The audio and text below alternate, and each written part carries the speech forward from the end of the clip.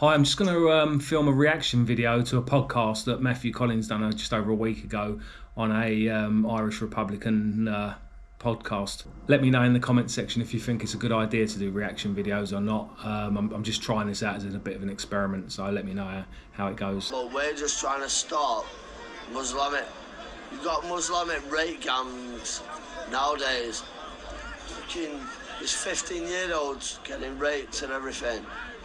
It just can't happen. That's why all these people are there. All these people around us, that's why they're there. Thanks very much. Welcome. That was just someone on there, I think it was from an EDL rally about 12 years ago. It was a young man with a strong regional accent in the UK who was talking about Muslim grooming gangs. And due to his strong accent, he was probably nervous. I don't think he's a professional speaker. He may have even been drinking, I don't know that. But it came across, I don't know, the left found it funny. I must have a different sense of humour. I don't find anything funny about rape gangs, Muslim or otherwise, but there seems to be something about left-wing humour that both at the time and still now they find it absolutely hilarious, someone with a regional accent speaking about rape gangs. Completely sickening. The Free State, everybody. Hello, Joe. How you doing? I'm doing good. Oh, Matthew, cunt, you soppy English cunt. Knock it on here. Knock it on We're here. joined by Matthew Collins, author of the book Hate and a couple of other books as well. His story has been put into television. It was on Virgin, The Walk-In. And Matthew's story is Sexy. I think in its way it's a unique work and it's a masterpiece for me. I think it's brilliantly written, and you know the way you describe how you. I'm just going to. The host of this podcast can barely get a word out, and this is someone, I don't know if he does it for a living or not, but he regularly does a podcast, and he can barely get a word out. They've just been ridiculing a young lad who was going on a demo about saying, I assume he felt strongly about the rape of young British girls by Muslim grooming gangs, and they're ridiculing him for that. They haven't actually said anything ridiculing him, but that's the reason that they've played that outtake, just to try and make the young lad look stupid. And then you've got this podcast where the host can barely get a word out, he's stuttering, there's overlong pauses and all sorts of things like that. I don't know if it was edited afterwards. We would have thought they would edit it afterwards, but they may not have done. But what kind of people are they? You know, it's so hypocritical. And something that sort of hits home to me, something that I feel quite strongly about, is that proves that we're the good guys and that they must know that they're the bad guys, because they set higher standards of their opposition than they set about of themselves. You know, the slightest spelling mistake that a decent person puts on Twitter and they get ridiculed for it. I'm probably one of the worst for doing it. But then they frequently put spelling mistakes on there as well. Normally I don't pull them up on it. Sometimes I do, just for the sheer fact that they pull us up on it so much. It's absolutely ridiculous. But they must know that we are the good guys and they're the bad guys just by the fact that they set a lot higher standards of us than they set of themselves. Read your sort of first run-in with the National Front. And Yep. with, I should say this is in the 1980s, yeah, because I'm an old man now. yeah. This was before mobile phones and podcasts. what would you You were given the British Nationalist newspaper was given to you. And Yeah. the large BNP encircled in the top right-hand corner. And lots of stories and dire warnings about blacks and Asians. It's another thing that's a bit strange. His first run-in with the National Front, and he was given a BNP publication. Throughout the entire podcast, both part 1 and part 2, it's very unclear which organisation he's actually speaking about, because like, other than at the beginning, he just says we all the time. He doesn't actually really mention either the National Front, the BNP, Combat 18, Hope Not Hate, or any other organisations he's been in. I say it in the last book that it didn't matter what the issue was. So we'd have these meetings and it would be, oh, blacks are taking over the country. What's the solution to that? Someone needs to get smashed in the face with a hammer. The church roof needs fixing. Someone needs to get smashed in the face with a hammer. There's no hospital beds at Lewisham Hospital. Someone needs to get smashed in the face with a hammer. So that was, You didn't like the Irish, yeah? No, we did not like the Irish, but But you liked the Loyalists. But you came from Irish stock. I did. I told Ryan Trupperty once that we thought we were related to Michael. We'll have to edit this. We thought we was related to Michael Collins, and I was. Interestingly enough, in that programme, The Walk-In, that Matthew Collins did, along with the rest of Hope Not Hate, his son in that was called Michael, so it would obviously be Michael Collins. I don't know if his son really is called that, or if they've changed his name to protect his association with his scumbag father, or even if a few people suggested that Matthew Collins might not even have kids. The whole idea of having a family could just be completely fabricated. I don't know what way it is, but a programme that he was involved in making had his son called Michael Collins, who was a well-known Irish terrorist. But did your grandfather? Was it your grandfather that didn't go to your parents' wedding? No, wouldn't go because Mum was a Protestant. Yeah. He's a Protestant. Sorry, Mum, if you're listening. You're not dead yet, are you? That's a bit of a cheek in itself. That's someone that's actually moved to a Protestant country, and when their son marries a Protestant, they won't go to the wedding. I can understand people in their own country being strict about faith and things like that, but to move to a country and then look down upon the actual main faith of the people of that country is absolutely disgusting. They're often critical of us, the way we talk about minorities and people from other countries and things like that, but we're not moving to their country and speaking about them like that. We're speaking about them in our own country, and often nowhere near as badly as they speak about us. Richard Edmonds was a school teacher, and he was an extraordinary orator, and so intelligent, so bright and fiery, and he lit some. He's just said there that Richard Edmonds was an extraordinary orator, which is actually true. He was a great speaker. I spent many a evening at a meeting listening to Richard, or in just a group of friends listening to him talk. And he was a great orator, but that completely contradicts what Collins has said earlier, that the meetings were all about wanting to hit people with hammers, and the answer to everything was violence, which is a complete contradiction of what he's now saying about what a great orator Richard Edmonds is. He's actually speaking the truth for a second. He must have forgot about his lie from earlier. I'll let him carry on now. If you don't know what charisma is, and believe me, in 1980s council estate in London, you don't see a lot of charisma or charismatic people. When this man... Funnily enough, you used to see a lot more charismatic people back then than you do now. Every pub had a character. It was a great time to be alive back then, really, compared to now. There's still a lot of characters about, but nowhere near as many as there were. A lot of people had charisma. I would have thought most people watching this video are probably from working class backgrounds. They must know people that have got charisma. They must have known people in the past who had charisma. And Matthew Collins, now that he's hobnobbing with a load of posh people who look down on him, he thinks that all the people, anyone who speaks with a working class accent, has got no charisma. The guy's a complete hypocrite, and to be fair, in my opinion, this is hate speech. They accuse us of hate speech just for speaking common sense, but they actually hate us. They completely, and it's the far left now. This is throughout the far left. This is the Labour Party, Hope Not Hate, lots of organisations. They look down on the working class. 100 odd years ago, they were fighting for the rights of working class people to vote. An honourable cause, something worth fighting for. That's what they were fighting for over 100 years ago. Not them, but their predecessors. And nowadays, you've got people who voted for Brexit. We're all too stupid. We don't know what we're voting for. We should just vote for how the experts tell us to vote. There was experts around long before working class people got the votes. You could have said that back then. Don't let the working class vote. They're too stupid. But people fought for their rights to vote. Although experts can be pretty intelligent and knowledgeable in their fields, they often don't. They often have their own interests at heart and look out for themselves. And that's the Labour Party, Hope Not Hate, and everything now. Any left-wing organisation, Socialist Workers' Party, Stand Up to Racism, UAF, they all look down on the working class like we're something they've trodden in. And the picture of him, sort of, that you paint, of him reading from Mein Kampf, Yeah, listening to Wagner. yeah. Hitler's You're favourite quite... composer.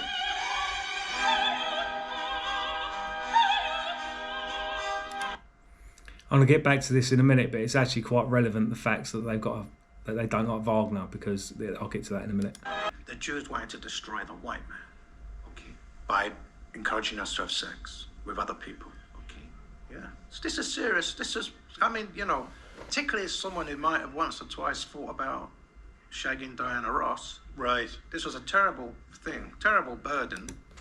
He's been talking there about wanting to shag Diana Ross, and considering the amount of stick that Lawrence Fox has had recently for talking about not wanting to shag some woman, it's complete hypocrisy. Again, like I said, they're setting higher standards of their enemy than they set of themselves. Matthew Collins is a complete and utter vulgar animal, and I've never met him in person, but I can imagine if he speaks like this on a podcast, you can imagine how terrible he actually is as an actual person when the cameras aren't rolling or the microphone's not recording. This is a proper degenerate. Did Diana know? Did you ever communicate those desires to Diana? No. I went to Glastonbury when she was performing, and I thought I'd still probably jump. And did it when you were? How were you feeling then? You can only guess what he means by wanting a jumper when at Glastonbury. Again, the guy is a complete and utter sicko. And when you were on your own, when you're walking past, when you're not in the group, when you're walking past an Asian or a black person, Never said a word. Never did a thing. Because they're fucking cowards, aren't they? Yeah. Fascists are fucking cowards.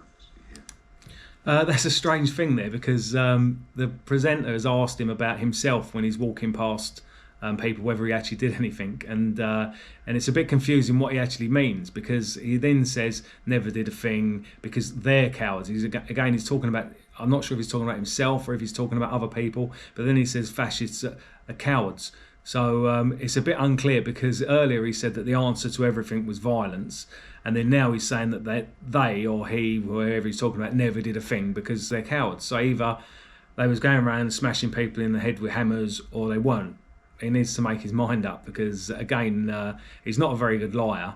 I've only ever seen him or heard him on podcasts and programs where he's talking to like-minded lowlifes like Kevin Maguire, this guy, Ryan Tuberty, and a few other people like that. They just, even when he's blatantly lying, they never ask that question. Hang on a second, but earlier you said this, earlier you said that. To be fair to Kevin Maguire did pull him up once when he tried to say that Tommy Robinson had never stood in an election, then repeated again that he hadn't never stood in an election. And Kevin Maguire, I think he was actually so embarrassed to be sat there that even Kevin Maguire pulled him up on that he had in fact stood as a MEP up north.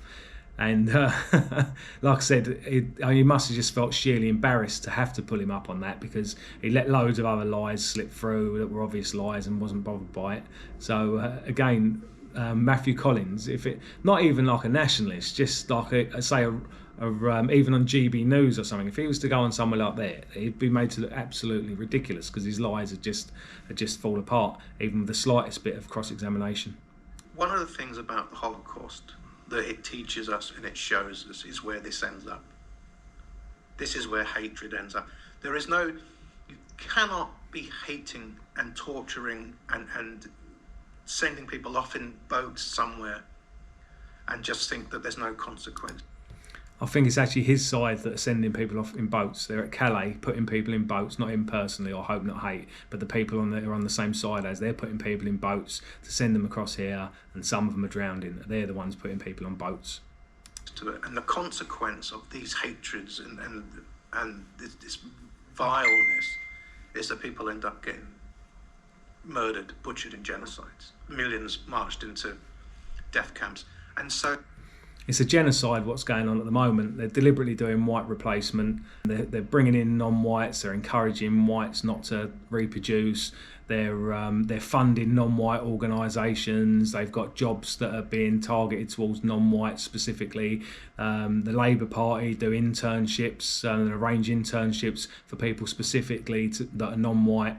Lots of MPs are elected and putting up in safe seats by the Labour Party and the Conservatives based on the colour of their skin and not their ability. It's happening all over the place. White replacement is a genuine thing. It's going on. It's an ongoing genocide, which is happening not just in Britain but in most of the Western world. It's an ongoing genocide, and they're part of it. The Conservative government, the Labour Party, all of them, they're doing it.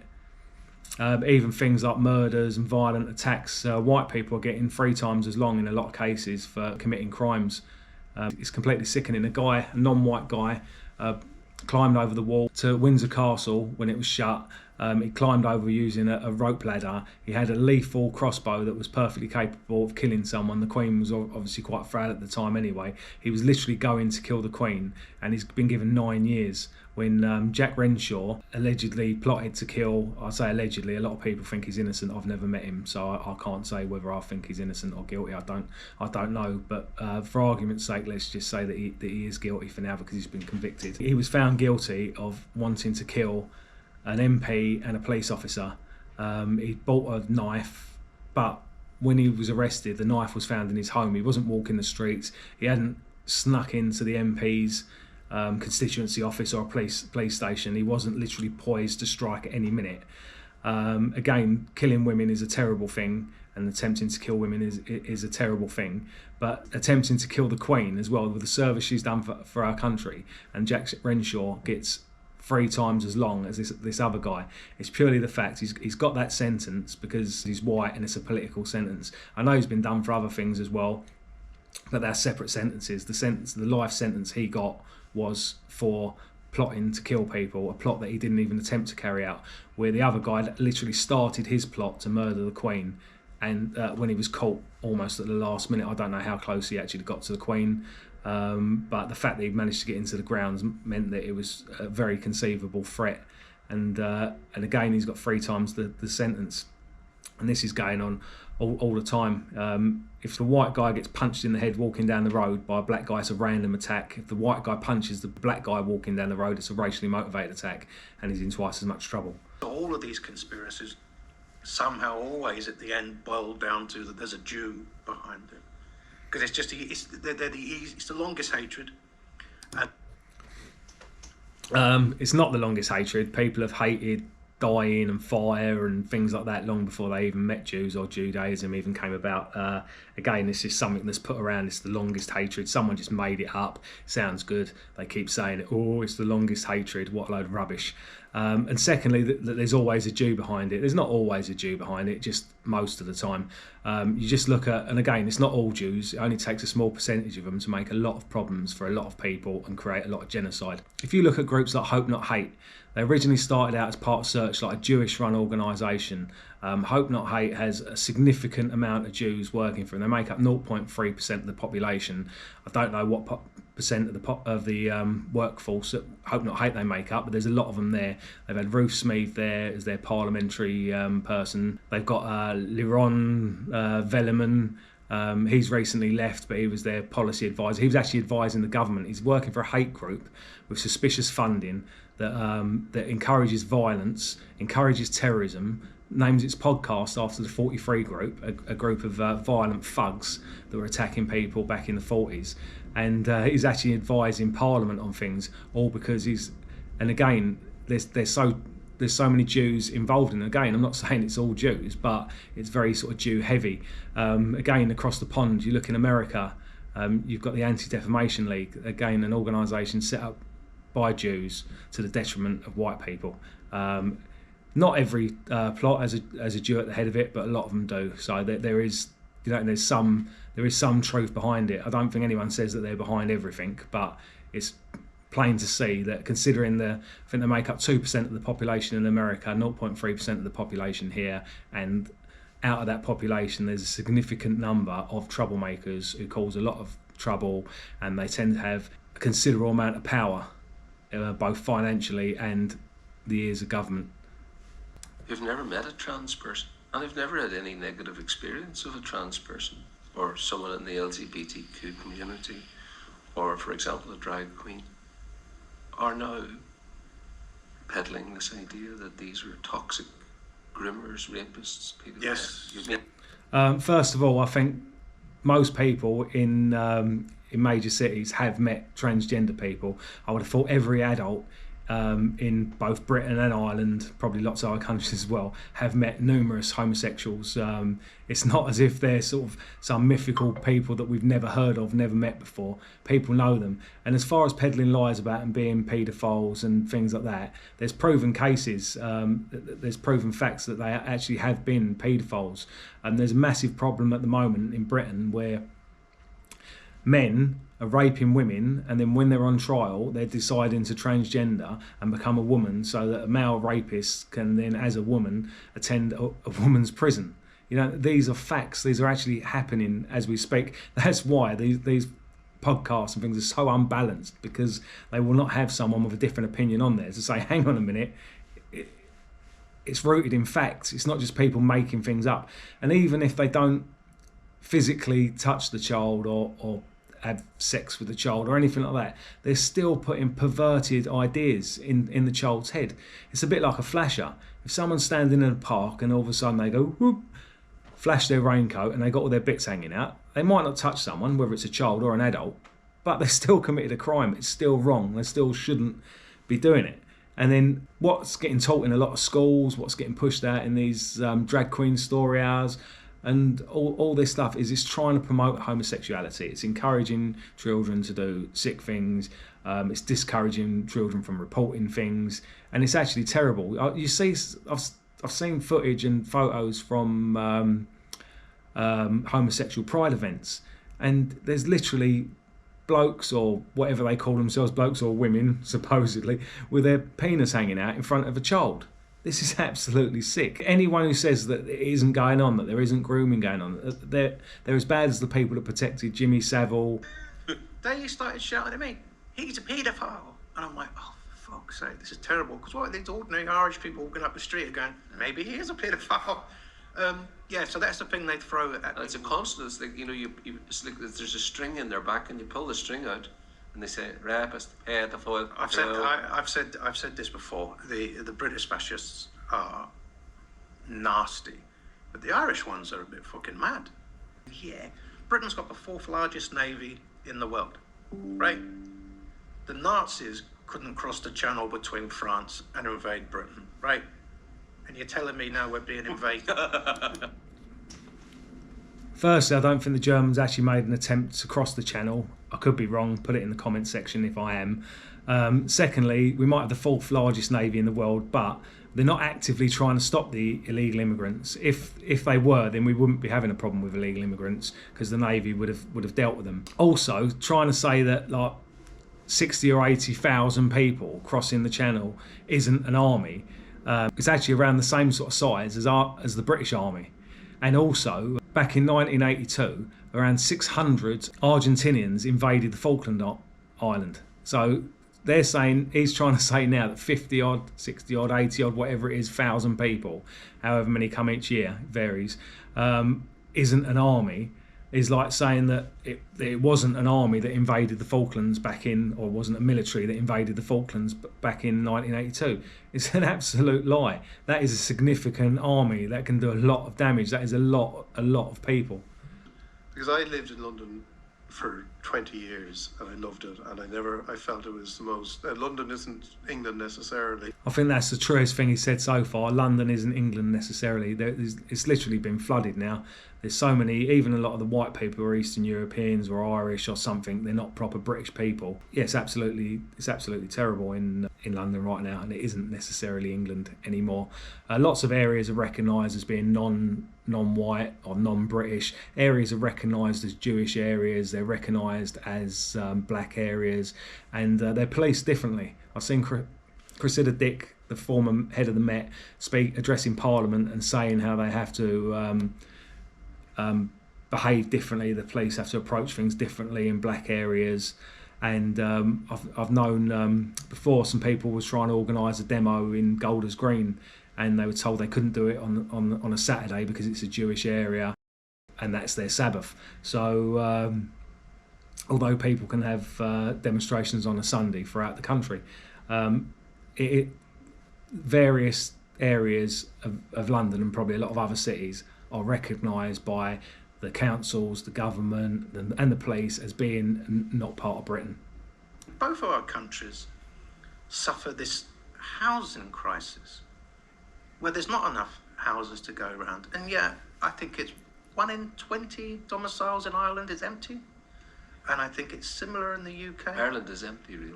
I mean, we have so few people. So there's enough houses, and then it's like, oh, they're getting free houses, oh, they're getting They're getting Mercedes Benz. Oh, they're getting mobile phones. Let me take you back to There's not enough houses. They're making light of it that there is there's a population crisis rather than a housing crisis. But they're making light of it, saying, there's enough houses, 1 in 20 is empty. I believe I looked at the proper statistics, 1 in 28. But then when you factor into that a lot of it's an old person who's gone into a home, someone may have died and their children may be selling the place on. A lot of places aren't fit for people to live in. Where they're building more houses, they actually have to buy up old houses in the first place. And then wait until they've got all the houses, got all the planning permission together, and then build on it. There's not loads of empty houses waiting for people to move in. The rents have never been higher.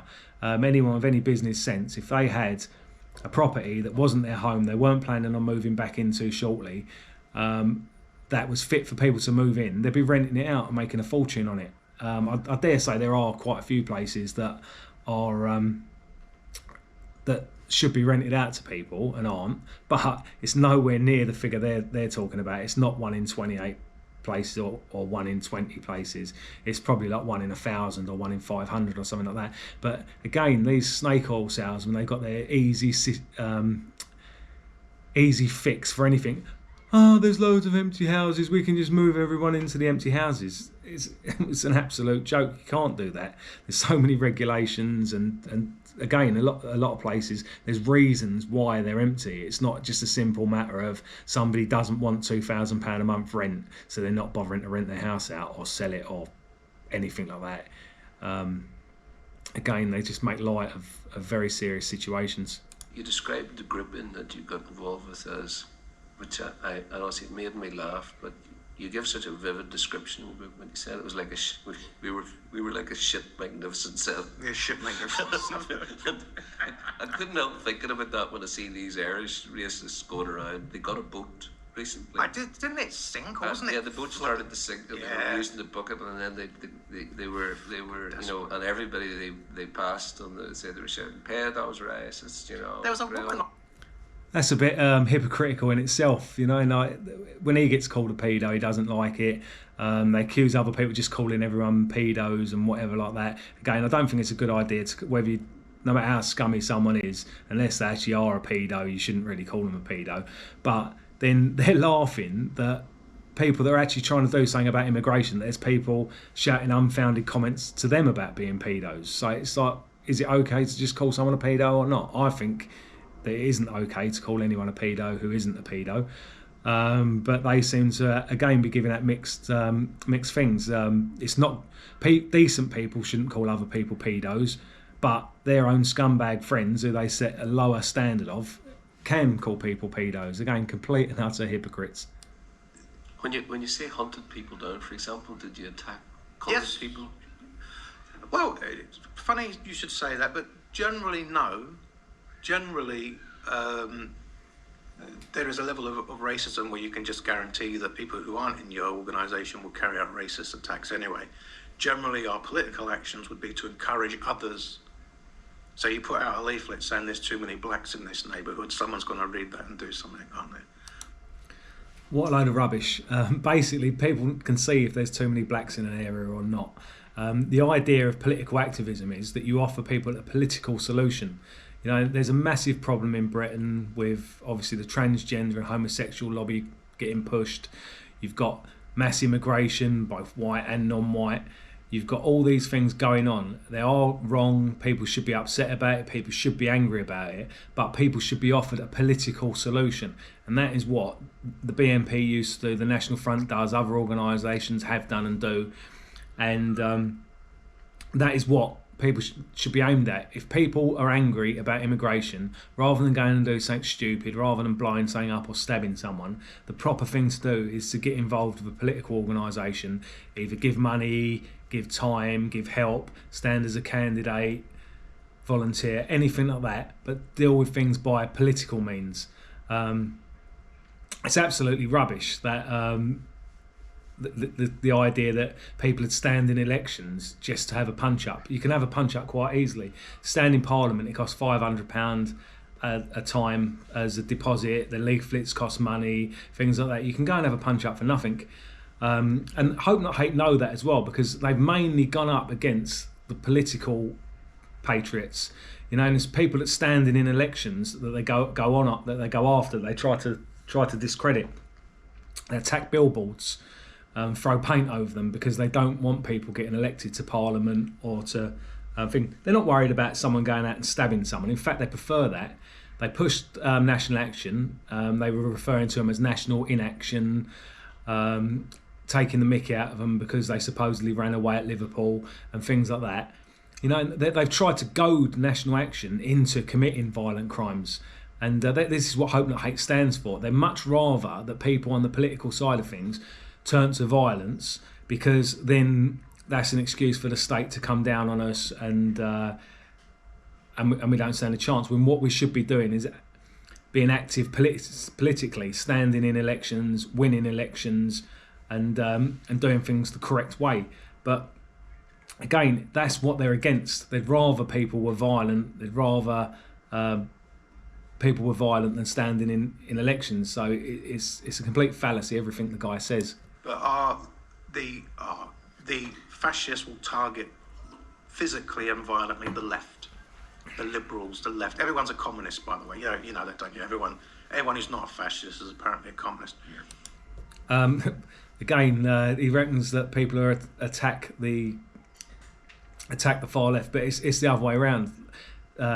Groups like Stand Up to Racism and the UAF and whatever like that they literally have placards and a chanting like "Smash the NF, smash the BNP," things like that. They're the ones physically attacking people. Even like, again, I've probably said this earlier, but Hope Not Hate, they've got a podcast that's named after the 43 group, a violent group of Jews that were around just after the Second World War, violently attacking people because they disagreed with their views. And by the way, they weren't communists either. Well, a lot of them weren't communists. I've never referred to anyone who's opposition as a communist. We've got a lot of opposition from capitalists. In fact, a lot of capitalists sort of use the communists to sort of do their dirty work. But there's a lot of problems with capitalism, and there's a lot of people, in fact, probably most people aren't communists who have a problem with patriots, but they've got some sort of chip on their shoulder. So yeah, it's absolutely ridiculous. I've never heard anyone say that they're all communists. Probably from time to time someone gets accused of being a communist who isn't. I've actually been accused of being a communist myself, funnily enough, but that's another story. And so the weekends would be spent engaged in violence with left groups, the organised Irish community in London, Manchester and Birmingham. He's saying the organised Irish community. I can't say for definite what he's talking about, only he knows that, but I would have thought he's probably talking about people that collect money for the IRA or organise troops out protests or things like that. There's been a lot of trouble in London, Birmingham and other places with the so-called organised Irish community that actually hate the British. And again, I don't understand why people come and live here if they hate us that much. And then, going into the pub, attacking people, smashing up glasses. Did you have weapons?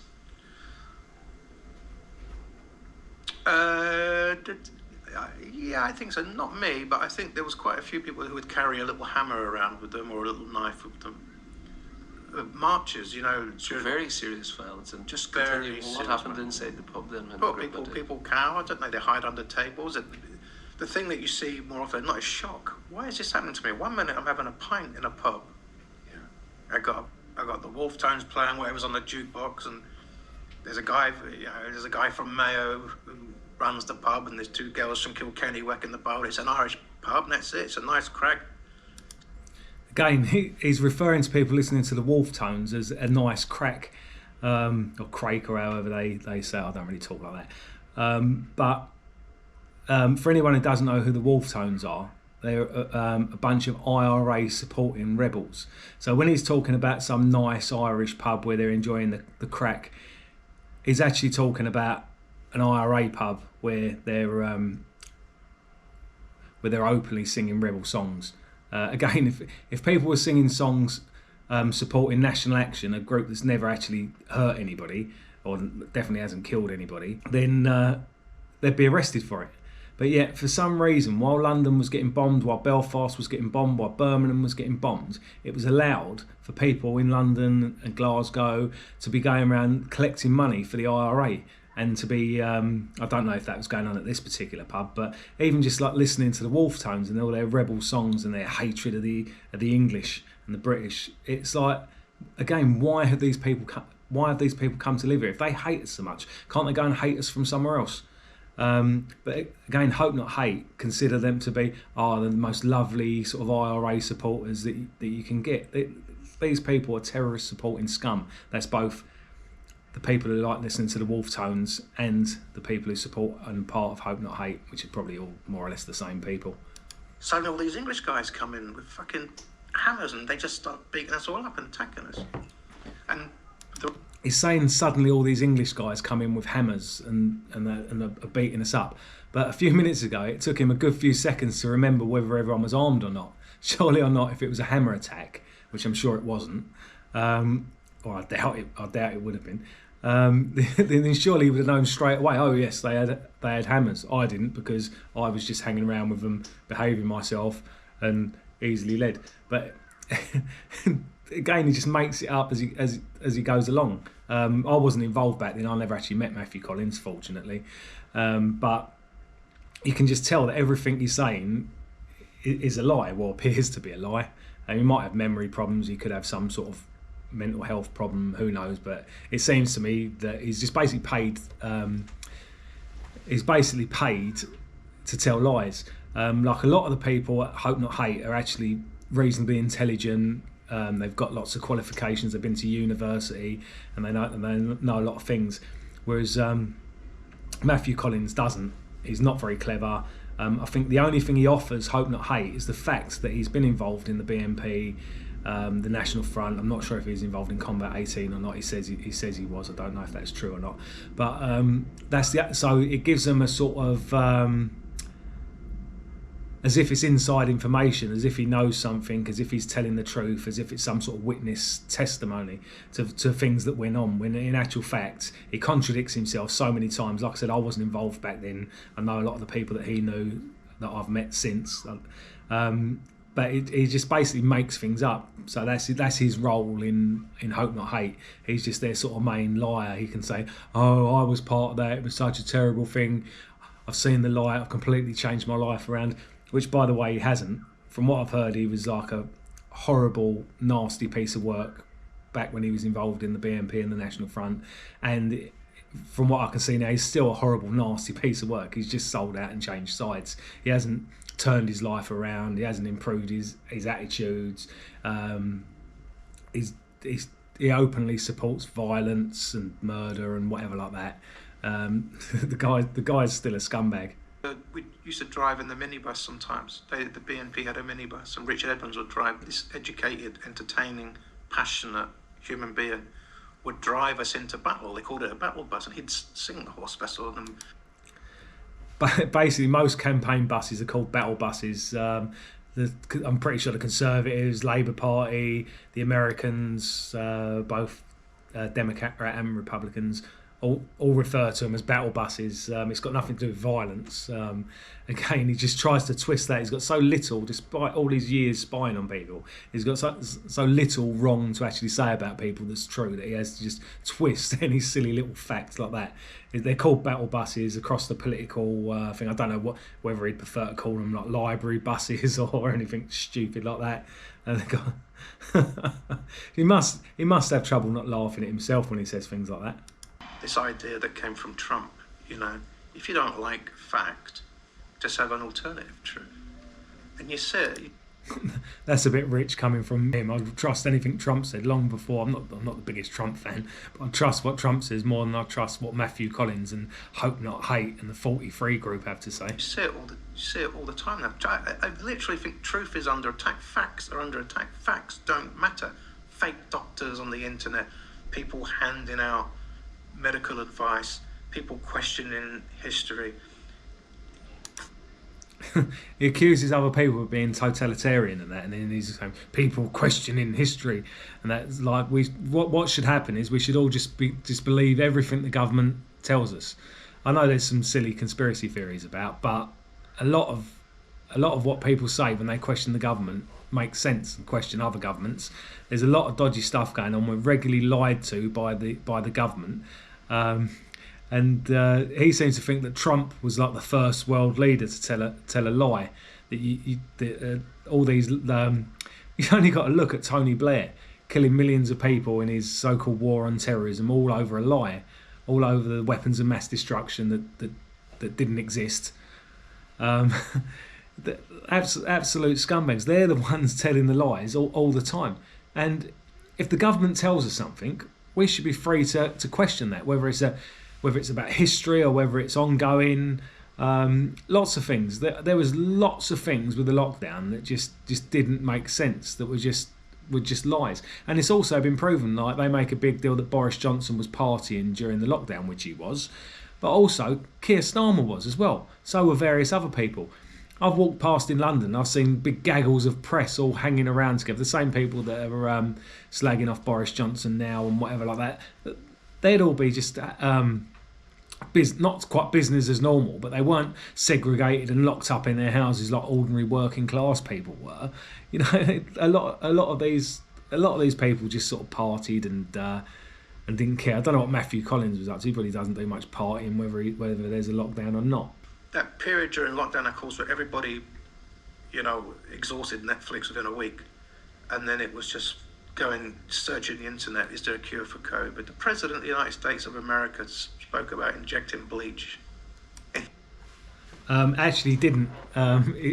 He's talking about the truth being under attack. I think what Trump said, I think he was talking about using disinfectant, a medical disinfectant, similar to what they use with treating cancer, to treat the COVID thing. It was something that was being looked at. He didn't actually advise anyone to inject bleach. In fact, that was a thing put about by the far left and people like that to try and discredit Trump. So if anyone actually did inject bleach, something that Trump didn't suggest, it would have been down to them rather than anyone else. So again, Trump said something that actually makes sense when you think about it properly. Whether or not it would actually work or not, you don't know, but it's definitely something that was worth looking into. And then just because, we can make some funny sound bites out of it, let's have a laugh at all these millions of people dying just so that we can discredit Donald Trump. And that is Matthew Collins and The Truth Under Attack. High interest rates, low wages, unemployment, the absolute disaster that Brexit is, the near collapse of the NHS, He's talking about unemployment. A minute ago, he was saying that we need to bring all these immigrants in to fill the jobs. But if there's mass unemployment, why do we need these immigrants? Why don't we just get unemployed people to get jobs? Yeah. How much threat are you under today? Well, cholesterol's dangerously high. I think it's portrayed slightly in the walk-in, and you can also buy the walk-in and read it. I don't really worry about my life anymore. I mean, I have children and family, and you're talking about the change in the far right now, that they have this white jihad thing. These are people who are engaged in child abuse, child sexual abuse. It's all there. It's not just some mad lefty ranting about it. These are people who discuss raping my mother. These are people that wanted to harm my children, seriously harm my children. If this is true, why weren't they arrested? If the police have intercepted these messages, the people should be arrested. To be fair, if someone was actually planning to rape Matthew Collins' mother, or anyone's mother, or any woman or man, then they should be arrested for it. I don't believe that this actually happened. I believe it's just something they've made up to dramatise things. I heard Collins speak on a different podcast with Ryan Tuberty saying that when he was asked how he voted on Brexit, he said he couldn't vote because he can't be registered to vote because the maniacs standing for election would be able to find him. And then a year or so later, he tweeted that he'd voted in some sort of election. I challenged him with it on Twitter, and he said that he'd moved house, but which you could think, perhaps that's true. But when he turned on everyone, made up all the lies, done his TV programme, whatever else he'd done, he moved to Australia for a couple of years or whatever, and then he moved back. So if his story's to believe, that would mean he came back from Australia, where he'd been supposedly on the run, and then he moved into a hotbed of white nationalism and that, rather than somewhere out of the way. And it was, why would he move there in the first place? It's not as if he'd been living there for years. He's just completely made that up just to justify the fact that he's over dramatised things, saying I can't vote because I'll be killed as soon as I try to vote or whatever like that, to then forgetting about it and then saying that he voted. So he's again, he just completely makes up all these threats. I believe the police would have arrested someone if someone was if they didn't accepted messages talking about raping his mother, this, that and the other, or he may have just sent the messages to himself or anything. But I think that's just a complete fabrication. I can't prove it. It could be wrong. It could be right. Sorry, I apologise if I'm wrong. But from the amount of lies the bloke tells, it's got to be just made up, or it is like his imagination. He probably might even believe it. I was in the Old Bailey, and while I was in court at the Old Bailey, getting someone sent down for wanting to kill, and it's always women they want to kill, someone they wanted to kill another female MP in our country. Please. He's actually talking about Rosie Cooper then, a Labour MP. She's since left Parliament to take up another job. And she actually spoke out condemning Hope Not Hate and ITV over the programme The Walk In. I don't know how much of a threat Jack Renshaw actually was to her. It seems to me like it was completely, well, not completely, but massively exaggerated. And again, she's no friend of Hope Not Hate's anymore. So it makes you wonder how much she believes it. Came to my home and said to my missus, "You need to get your kids out of school. We have intelligence. There's a credible threat against them." And just to explain to the listeners, and I think that everyone should read these books. They're a massive contribution in relation to the critical issue of our times, the distraction of people by these culture wars and peddling hate and encouraging hate to distract them from the real issues and the huge inequality that there is in society. But for the listeners, and I'm not going to spoil it all, your life after the attack on those vulnerable women in the library has been entirely different. You've dedicated your life, you've infiltrated racists and hate movements. You've given evidence in multiple cases. You've written very eloquently about it, and you've been a paragon of I suppose,